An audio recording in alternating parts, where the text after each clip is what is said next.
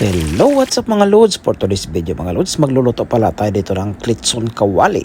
So mayroon tayo ditong kalahating ulo ng baboy. So ayan, ipapakuluan lang natin ito. So nailagay ko na po lahat ng mga ricado na kailangan para sa klitson kawali. Mayroon na yung bawang, paminta, at saka asin at saka bitsin, at saka mayroon ding dahon ng laurel. So ayan mga loads, takpan natin mga loads para papakuluan natin ng mga 45 minutes mga loads. So after 45 minutes mga loads, ito hinango ko na po siya mga loads para i-deep fry na natin. So ayan, sobrang init na po ng mantika natin. So ilagay na natin po yung kalahating ulo ng baboy. So ayan, sobrang kumukulo yung oil niya. So sobrang init ng oil. So yan, after 10 minutes mga loads, so baliktarin na natin para yung kabilang side maluto naman kung may mga laman, kasi parang buto na yata. May laman pa ba yan?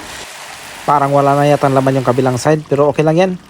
Bubuhusan na lang natin ng maraming oil yung balat niya para maging crispy yan. So ayan, malaking tulong po yung oil na yan para maging crispy yung balat ng lechon kawali natin. So ayan, after a few minutes mga loads na pagbubuhos natin, so pwede na to siguro to. Crispy na po yan mga loads.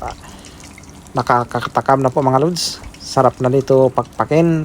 Pwede na itong i-plating mga loads. Crispy na po to. Ayan, na-plating na po natin. Mayroon na po tayo dyang rice sa likuran. Siyempre itong bida natin ng lechon kawali, napaka-crispy po yan. May masasawa na po. Yan, may gulay na at saka may inumit. So see you on my next video mga loads. Pabo mga loads.